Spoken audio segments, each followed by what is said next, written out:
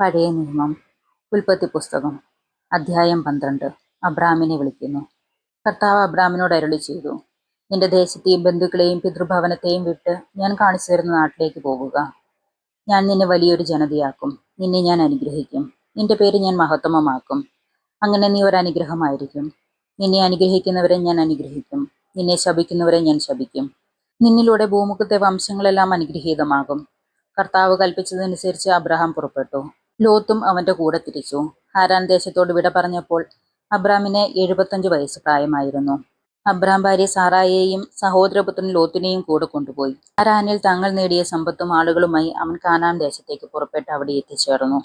Abram ആ ദേശത്തിലൂടെ സഞ്ചരിച്ച് ഷെക്കെമിൽ മോറയുടെ ഓക്കുമരം വരെ എത്തി. അക്കാലത്ത് കാനാൻകാർ അവിടെ പാർത്തിരുന്നു. കർത്താവ് അബ്രാമിന് പ്രത്യക്ഷപ്പെട്ട് അരുളി ചെയ്തു, ഈ നാട് നിന്റെ സന്തതികൾക്ക് ഞാൻ കൊടുക്കും. തനിക്ക് പ്രത്യക്ഷപ്പെട്ട കർത്താവിന് അബ്രഹാം അവിടെ ഒരു ബലിപീഠം പണിതു. അവിടെ നിന്ന് അവൻ ബദാലിനേക്ക് കിഴക്കുള്ള മലമ്പ്രദേശത്തേക്ക് കടന്നു. അവിടെ ബദേലിന് കിഴക്കും ആയിക്ക് പടിഞ്ഞാറുമായി താവളം അടിപ്പിച്ചു. അവിടെ ഒരു ബലിപീഠം പണിത് കർത്താവിന്റെ നാമം വിളിച്ചു. അവിടെ നിന്ന് അബ്രാം നെഗബിന് നേരെ യാത്ര തുടർന്നു. അബ്രാം ഈജിപ്തിൽ. അവിടെ ഒരു ക്ഷാമമുണ്ടായി. കടുത്ത ക്ഷാമമായിരുന്നതിനാൽ ഈജിപ്തിൽ പോയി പാർക്കാമെന്ന് കരുതി അബ്രാം അങ്ങോട്ട് തിരിച്ചു. ഈജിപ്തിൽ എത്താറായപ്പോൾ ഭാര്യ സാറായെ വിളിച്ചു പറഞ്ഞു, നീ കാണാൻ അഴകുള്ളവളാണെന്ന് എനിക്കറിയാം. നിന്നെ കാണുമ്പോൾ ഈജിപ്തുകാർ പറയും, ഇവൾ അവന്റെ ഭാര്യയാണ്. എന്നിട്ട് എന്നെ അവർ കൊന്നുകളയും. നിന്നെ ജീവിക്കാൻ അനുവദിക്കുകയും ചെയ്യും. നീ മൂലം എനിക്ക് ആപത്തുണ്ടാകാതിരിക്കാൻ നിന്നെ പ്രതി അവർ എന്റെ ജീവൻ രക്ഷിക്കാൻ വേണ്ടി നീ എന്റെ സഹോദരിയാണെന്ന് പറയണം. അവർ ഈജിപ്തിലെത്തി. അവൾ കാണാൻ വളരെ അഴകുള്ളവളാണെന്ന് ഈജിപ്തുകാർക്ക് മനസ്സിലായി. അവളെ കണ്ടപ്പോൾ ഫറവോയുടെ സേവകന്മാർ അവളെപ്പറ്റി ഫറവോയോട് പുകഴ്ത്തി പറഞ്ഞു.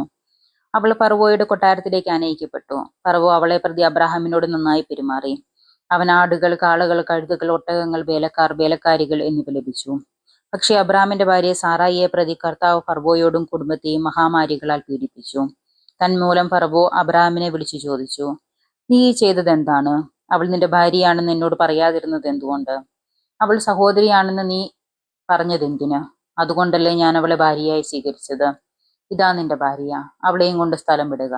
ഫറവോ തന്റെ ആൾക്കാർക്ക് അബ്രാഹാമിനെ കുറിച്ച് കൽപ്പന കൊടുത്തു. അവർ അവനെയും ഭാര്യയെയും അവന്റെ വസ്തുവകളെയും കൂടി യാത്രയാക്കി. അധ്യായം 13. അബ്രാമും ലോത്തും. അബ്രാം ഭാര്യയോടും സ്വന്തമായ സകലത്തോടും കൂടി ഈജിപ്തിൽ നിന്ന് നെഗബിലേക്ക് പോയി. ലോത്തും കൂടെ ഉണ്ടായിരുന്നു. അബ്രാമിന് ധാരാളം കന്നുകാലികളും സ്വർണവും വെള്ളിയും ഉണ്ടായിരുന്നു. അവൻ നെഗബിൽ നിന്ന് ബദേൽ വരെയും ബദേലിനും ആയിക്കുമിടയ്ക്ക് മുമ്പും കൂടാരമടിച്ചതും ആദ്യമായി ബലിപീഠം പണിതുമായി സ്ഥലം വരെയും യാത്ര ചെയ്തു. അവിടെ അബ്രാം കർത്താവിന്റെ നാമം വിളിച്ചപേക്ഷിച്ചു. അവന്റെ കൂടെ പുറപ്പെട്ട ലോത്തിനും ആട്ടിൻ പറ്റങ്ങളും കന്നുകാലിക്കൂട്ടങ്ങളും കൂടാരങ്ങളും ഉണ്ടായിരുന്നു. അവർക്കൊന്നിച്ച് താമസിക്കാൻ ആ ദേശം മതിയായില്ല. കാരണം അവർക്ക് വളരെയേറെ സമ്പത്തുണ്ടായിരുന്നു. ഒന്നിച്ച് പാർക്കുക വയ്യാതായി. അബ്രാമിന്റെയും ലോത്തിന്റെയും കന്നുകാലികളെയും ഏയ്ക്കുന്നവർ തമ്മിൽ കലഹമുണ്ടായി. അക്കാലത്ത് കാനാൻകാരും പെരീസ്യരും അന്നാട്ടിൽ വന്നിരുന്നു. അബ്രാഹാം ലോത്തിനോട് പറഞ്ഞു, നമ്മൾ തമ്മിലും നമ്മുടെ ഇടയന്മാർ തമ്മിലും കലഹമുണ്ടാകരുത്. കാരണം നമ്മൾ സഹോദരന്മാരാണ്. ഇതാ, ദേശമെല്ലാം നിന്റെ കൺമുമ്പിലുണ്ടല്ലോ. എന്നെ പിരിഞ്ഞു പോവുക. ഇടതുഭാഗത്താണ് നിനക്ക് വേണ്ടതെങ്കിൽ ഞാൻ വലതുഭാഗത്തേക്ക് പോയിക്കൊള്ളാം. വലതുഭാഗമാണ് നിനക്ക് ഇഷ്ടമെങ്കിൽ ഞാൻ ഇടത്തേക്ക് പോയിക്കൊള്ളാം. ജോർദാൻ സമതലം മുഴുവൻ ജലപുഷ്ടിയുള്ള ഭൂമിയാണെന്ന് ലോത്ത് കണ്ടു. അത് കർത്താവിന്റെ തോട്ടം പോലെയും സേവാറിന് നേരെയുള്ള ഈജിപ്തിലെ മണ്ണുപോലെയുമായിരുന്നു. കർത്താവ് സോദോമും ഗമോറയും നശിപ്പിക്കുന്നതിന് മുമ്പുള്ള അവസ്ഥയായിരുന്നു അത്. ലോത്ത് ജോർദാൻ സമതലം തിരഞ്ഞെടുത്തു. അവൻ കിഴക്കോട്ട് യാത്ര തിരിച്ചു. അങ്ങനെ അവർ തമ്മിൽ പിരിഞ്ഞു.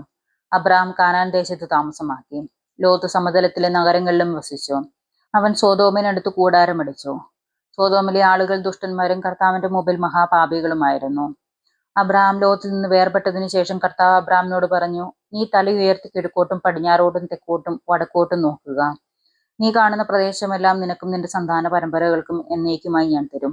ഭൂമിയിലെ പൂഴി പോലെ നിന്റെ സന്തതികളെ ഞാൻ വർദ്ധിപ്പിക്കും. പൂഴി ആർക്കെങ്കിലും എണ്ണി തീർക്കാമെങ്കിൽ നിന്റെ സന്തതികളെയും എണ്ണാനാകും. എഴുന്നേറ്റ് ഈ ഭൂമിക്ക് നെടുകയും കുറുകയും നടക്കുക. അത് നിനക്ക് ഞാൻ തരും. അബ്രാഹാം തന്റെ കൂടാരം മാറ്റി ഹെബ്രോണിലേക്കുള്ള മാപ്രയുടെ ഓക്ക് മരങ്ങൾക്ക് സമീപം താമസമാക്കി. അവിടെ അവൻ കർത്താവിന് ഒരു ബലിപീഠം നിർമ്മിച്ചു. അധ്യായം 14. ലോത്തിനെ രക്ഷിക്കുന്നു. ഷീന രാജാവായ അമ്രാഫെൽ, എല്ലാസ രാജാവായ അരിയോക്, ഏലാം രാജാവായ കെദോർ ലാവോമർ, ഗോയിം രാജാവായ തിദാൽ എന്നിവർ തങ്ങളുടെ ഭരണകാലത്ത് സോദോം രാജാവായ ബേറ, ഗൊമോറ രാജാവായ ബീർഷ, അദ്മ രാജാവായ ബിഷീനാബ്, സെബോയിം രാജാവായ ഷെമസർ, ബേഷ അതായത് സേവാ രാജാവ് എന്നിവരോട് യുദ്ധം ചെയ്തു. സിദ്ധിം താഴ്വരയിൽ അണിനിരന്നു. അതിപ്പോൾ ഉപ്പുകടലാണ്. ഇവർ 12 വർഷം കെദോർലോവറിന് കീഴടങ്ങി കഴിയുകയായിരുന്നു. എന്നാൽ 13-ാം വർഷം അവർ അവനെതിരെ പ്രക്ഷോഭം കൂട്ടി. 14-ാം വർഷം കെദോർലോവറും കൂടിയുണ്ടായിരുന്ന രാജാക്കന്മാരും ചേർന്ന് അഷ്തോരത്ത് കണ്ണായിമിൽ റഫായിമിയുടെയും പാമിൽ സൂസിമുകളുടെയും ഷാവെ കിരിയാത്തിമിൽ എമീമുകളുടെയും സെയിൻ മലകളിൽ ഗോഹര്യരുടെയും അടിച്ചമർത്തി. അവർ മരുഭൂമിയുടെ അതിർത്തിയിലുള്ള ഏൽപാര വരയിലെത്തി. അവർ പിന്തിരിഞ്ഞ് എൻ മിഷ്പാത്തിൽ അതായത് കാദശിമിൽ ചെന്ന് അമലേക്കിയരുടെ നാൾ കീഴടക്കി. ഹസസോൻ താമാറിൽ പാർത്തിരുന്ന അമോര്യരെയും തോൽപ്പിച്ചു. അപ്പോൾ Sodom, Gomorrah, Admah, Zeboiim, Bela, അദായത്, സോവാർ എന്നിവിടങ്ങളിലെ രാജാക്കന്മാർ സിദ്ധിം താഴ്വരയിൽ ഏലാം രാജാവായ കെദോർലാവോവർ, ഗോയിം രാജാവായ തിദാൽ, ഷീനാർ രാജാവായ അംറാബേൽ, എല്ലാസർ രാജാവായ അരിയോക് എന്നിവർക്കെതിരെ യുദ്ധത്തിനായി അണിനിരന്നു. 4 രാജാക്കന്മാർ 5 പേർക്കെതിരെ. സിദ്ധിം താഴ്വര നിറയെ ചെളിക്കുണ്ടുകളായിരുന്നു. സൊദോമിലെയും ഗൊമോറയിലെയും രാജാക്കന്മാർ പിന്തിരിഞ്ഞോടിയപ്പോൾ ഈ കുഴികളിൽ വീണു. ശേഷിച്ചവർ മലയിലേക്ക് ഓടിപ്പോയി. സോദോമിലെയും ഗൊമോറയിലെയും സർവ്വസമ്പത്തും ഭക്ഷണസാധനങ്ങളും കവർന്നുകൊണ്ട് ശത്രുക്കൾ സ്ഥലം വിട്ടു. സോദോമിൽ പാർത്തിരുന്ന അബ്രാഹത്തിന്റെ സഹോദരപുത്രനായ ലോത്തിനെയും അവന്റെ സ്വത്തുക്കളെയും അവർ പിടിച്ചുകൊണ്ടുപോയി. രക്ഷപ്പെട്ട ഒരുവൻ വന്ന് ഹെബ്രായനായ അബ്രാഹാമിനെ വിവരം അറിയിച്ചു. താനുമായി സൗഖ്യത്തിലായിരുന്ന എഷ്കോലിന്റെയും ആനറിന്റെയും സഹോദരനായ മാപ്രെ എന്ന അമോര്യന്റെ ഓക്കുമരത്തിനോടടുത്താണ് അബ്രാഹാം താമസിച്ചിരുന്നത്. സഹോദരൻ തടവുകാരനാക്കപ്പെട്ടത് കേട്ടപ്പോൾ തന്റെ വീട്ടിൽ തന്നെ ജനിച്ചു വളർന്നതും പയറ്റി തെളിഞ്ഞവരുമായ 318 പേരോടൊപ്പം അബ്രാം ദാൻ വരെ അവരെ പിന്തുടർന്നു. രാത്രി അവർ തന്റെ ആളുകളെ പല ഗണങ്ങളായി തിരിച്ച് ശത്രുക്കളെ ആക്രമിച്ച് തോൽപ്പിച്ച് ദമാക്കസിന് വടക്കുള്ള ഹോബ വരെ ഓടിച്ചു. അവർ സമ്പത്തൊക്കെയും വീണ്ടെടുത്തു. ചാർച്ചക്കാരനായ ലോത്തിനെയും അവന്റെ വസ്തുവകകളെയും സ്ത്രീകളെയും ജനങ്ങളെയും തിരികെ കൊണ്ടുവന്നു. മെൽക്കിസെദെക്ക് കെദോർലാവോറെയും കൂടിയുണ്ടായിരുന്ന രാജാക്കന്മാരെയും തോൽപ്പിച്ച് മടങ്ങിവന്ന അബ്രാഹിമിനെ എതിരേൽക്കാൻ സോദോം രാജാവിന്റെ താഴ്വരയെ നിറയുന്ന ഷാവെ താഴ്വരയിലേക്ക് ചെന്നു. സലോം രാജാവായ മെൽക്കിസെദെക്ക് അപ്പവും വീഞ്ഞും കൊണ്ടുവന്നു. അത്യുന്നതനായ ദൈവത്തിന്റെ പുരോഹിതനായിരുന്നു അവർ. അവർ അബ്രാഹാമിനെ ആശീർവദിച്ചുകൊണ്ട് പറഞ്ഞു, ആകാശത്തിന്റെയും ഭൂമിയുടെ നാഥനായ അത്യുന്നത ദൈവത്തിന്റെ കടാക്ഷം നിന്റെ മേലുണ്ടായിരിക്കട്ടെ. ശത്രുക്കളെ നിന്റെ കയ്യിൽ ഏൽപ്പിച്ച് അത്യുന്നത ദൈവം അനുഗ്രഹീതൻ. അബ്രാഹാം എല്ലാത്തിന്റെയും ദശാംശം അവന് കൊടുത്തു. സോദോം രാജാവ് അബ്രാഹാമിനോട് പറഞ്ഞു, ആളുകളെ എനിക്ക് വിട്ടുതരിക, സമ്പത്തെല്ലാം നീ എടുത്തുകൊള്ളുക. അബ്രാം സോദോം രാജാവിനോട് പറഞ്ഞു, ഞാൻ കർത്താവിന്റെ മുമ്പിൽ ആകാശത്തിന്റെയും ഭൂമിയുടെ സൃഷ്ടാവായ അത്യുന്നത ദൈവത്തിന്റെ മുമ്പിൽ ശപഥം ചെയ്യുന്നു, നിങ്ങളുടേതായ ഒരു ചരടോ ചെരുപ്പിന്റെ വാറോ ഒന്നും തന്നെ ഞാൻ എടുക്കുകയില്ല. ഞാൻ അബ്രാഹാമിനെ സമ്പന്നനാക്കി എന്ന് നിങ്ങൾ പറയരുതല്ലോ. യുവാക്കൾ ഭക്ഷിച്ചതും എന്റെ കൂടെ വന്നവരുടെ പങ്ക് മാത്രമേ എനിക്ക് വേണ്ടൂ. ആനറും എഷ്കോലും മാത്രമേ തങ്ങളുടെ പങ്കെടുത്തുകൊള്ളട്ടെ. അധ്യായം 15. അബ്രാമുമായി ഉടമ്പടി. അബ്രാമിന് ദർശനത്തിൽ കർത്താവിന്റെ അരുളപ്പാടുണ്ടായി.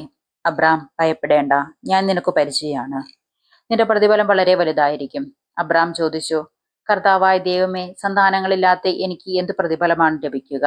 ദമാസ്കസുകാർ ഏലിയാസെന്ന് എന്റെ വീടിന്റെ അവകാശി. അബ്രഹാം തുടർന്നു, എനിക്കൊരു സന്താനത്തെ അവിടുന്ന് തന്നിട്ടില്ല. എന്റെ വീട്ടിൽ പിറന്ന ദാസരിൽ ഒരുവനായിരിക്കും എന്റെ അവകാശി. വീണ്ടും അവന് കർത്താവിന്റെ അരുളപ്പാടുണ്ടായി, നിന്റെ അവകാശി അവനായിരിക്കുകയില്ല, നിന്റെ മകൻ തന്നെയായിരിക്കും. അവിടുന്ന് തന്നെ പുറത്തേക്ക് കൊണ്ടുവന്നിട്ട് പറഞ്ഞു, ആകാശത്തേക്ക് നോക്കുക, ആ കാണുന്ന നക്ഷത്രങ്ങളുടെ എണ്ണമെടുക്കാൻ കഴിയുമോ? നിന്റെ സന്താന പരമ്പരയും അതുപോലെയായിരിക്കും. അവൻ കർത്താവിൽ വിശ്വസിച്ചു. അവിടുന്ന് അത് അവന് നീതീകരണമായി കണക്കാക്കി. അവിടുന്ന് തുടർന്ന് അരുളി ചെയ്തു, ഈ നാട് നിനക്ക് അവകാശമാക്കി തരാൻ വേണ്ടി നിന്നെ കൽദായരുടെ ഊരിൽ നിന്ന് കൊണ്ടുവന്ന കർത്താവാണ് ഞാൻ. അവൻ ചോദിച്ചു, ദൈവമായ കർത്താവെ, ഇത് സംഭവിക്കുമെന്ന് ഞാൻ എങ്ങനെ അറിയും? അവിടുന്ന് കൽപ്പിച്ചു, 3 വയസ്സ് വീതം പ്രായമുള്ള ഒരു പശുക്കിടാവോ, ഒരു പെണ്ണാട്, ഒരു മുട്ടനാട് എന്നിവയും ഒരു ചങ്ങാലിയെയും ഒരു ഇളം പ്രാവിനെയും എനിക്കായി കൊണ്ടുവരിക. അവൻ അവയെല്ലാം കൊണ്ടുവന്നു. അവയെ 2ആയി പിളർന്ന ഭാഗങ്ങൾ നേർക്കുനേരെ വെച്ചു. പക്ഷികളെ അവൻ പിളർന്നില്ല. പിണത്തിന്മേൽ കഴുകന്മാർ ഇറങ്ങി വന്നപ്പോൾ അബ്രാഹാം അവയെ ആട്ടി ഓടിച്ചു. സൂര്യൻ അസ്തമിച്ചു കൊണ്ടിരുന്നപ്പോൾ അബ്രാം ഗാഢനിദ്രയിലാണ്ടു. ഭീകരമായ അന്ധകാരം അവനെ ആവരണം ചെയ്തു. അപ്പോൾ കർത്താവ് അരുളി ചെയ്തു, ഇത് നീ അറിഞ്ഞുകൊള്ളുക, നിന്റെ സന്താനങ്ങൾ സ്വന്തമല്ലാത്ത നാട്ടിൽ പരദേശികളായി കഴിഞ്ഞുകൂടും. അവർ ദാസ്യവേല ചെയ്യും. 400 കൊല്ലം അവർ പീഡനങ്ങൾ അനുഭവിക്കും.